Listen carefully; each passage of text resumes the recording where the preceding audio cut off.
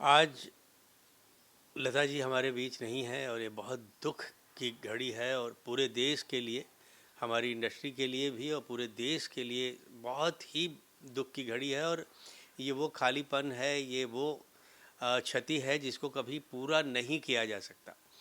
लता मंगेशकर एक ही थीं, एक ही हैं और एक ही रहेंगी। उनके जैसा न कोई दूसरा पैदा हुआ, न दूसरा कोई होगा। वो आज हमारे बीच नहीं है, मगर उनके द्वारा किया गया काम, उनके द्वारा उनकी जो बातें हैं, उन्होंने जो सीख हम लोगों को दी है, उससे हम हमेशा प्रेरित होती रहेंगे और कुछ न कुछ उसे सीख के आगे बढ़ते रहेंगे। आने वाली पीढ़ी को उनसे सबक सीखना चाहिए, उनसे सीखना चाहिए कि एक महान सिंगर बनने के लिए, एक महान व्यक्तित्व अपने आप में लाने के लिए क्या क्या करना चाहिए। उनकी किताबें पढ़ें, उनके बारे में पढ़ें, उनके गाने सुने लोग। और पूरा देश आज दुख की घड़ी से गुजर रहा है और ये ऐसा दुख है जिसको किसी भी तरह से पूरा नहीं किया जा सकता, जिसकी क्षति कभी भी कम नहीं हो सकती। लता जी के साथ मेरा सौभाग्य रहा कि उन्होंने मेरे बहुत सारे गाने गाए, उनसे मैं मिला, उनका मैंने दर्शन किया, उनसे आशीर्वाद मैंने लिया। बहुत कुछ उन्होंने मुझे बताया जीवन में, उनसे बहुत कुछ सीखा है मैंने। और आज हमने जो कुछ भी उपलब्धि हमको हुई है उसके पीछे उनका बहुत बड़ा हाथ रहा है। क्योंकि जब आप किसी भी महान कलाकार से मिलते हैं तो केवल उसके काम से नहीं, उनकी बातों से, उनकी सीख से आप बहुत कुछ सीखते हैं। और ये तमाम गुण जो था वो लता मंगेशकर में था।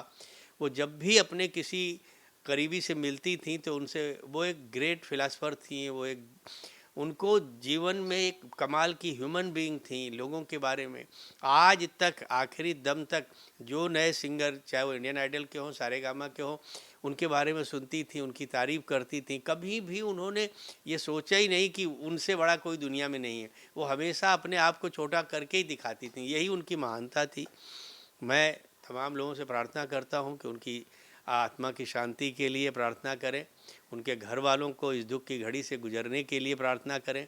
और मैं उन तमाम लोगों का बहुत आभारी हूँ जो लता मंगेशकर के लिए प्रार्थनाएं कर रहे हैं, जो उनके लिए दुख की सभाएं कर रहे हैं। क्योंकि यही वो वक्त है कि हमको उनको कुछ देना है, हमको उनको श्रद्धांजलि देनी है, हमको ईश्वर से प्रार्थना करना है कि उनको ईश्वर जो है शांति दे, उनकी आत्मा को शांति दे। ऊपर के लिए ना चेहरे का क्लोज हो गया, बस सिर्फ चश्मा लगा ली।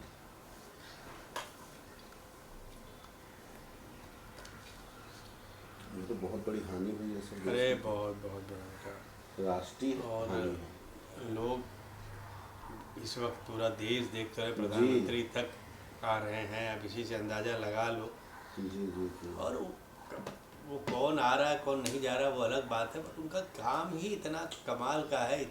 इतनी बड़ी इनिंग उन्होंने खेली है, इतना काम किया है कि वो देश के लिए एक बहुत बड़ी बात है। उनको सम्मान मिलना, सम्मान के लिए सम्मान की बात है। उनको तो मिलना ही चाहिए था जो कुछ उनको मिला।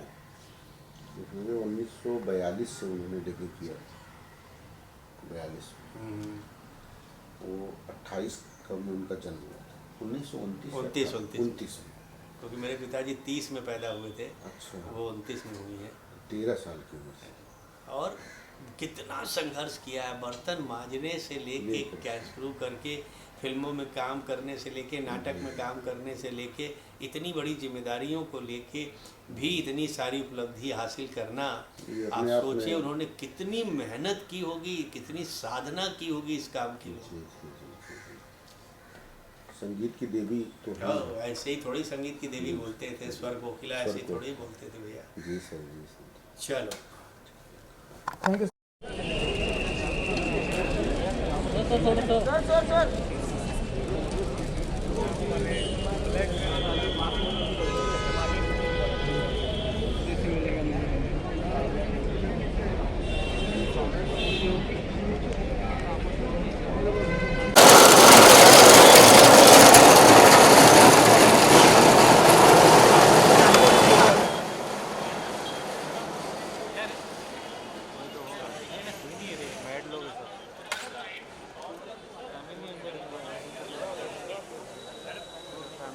चलते आते हैं।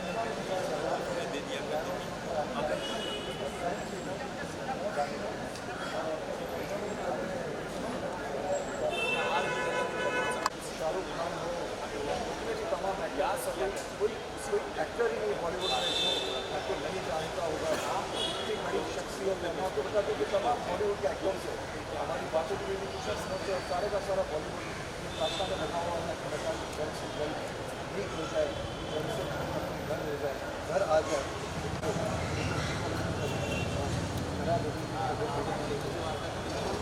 बॉलीवुड से हमारी बात होती है, या धर्मेंद्र हो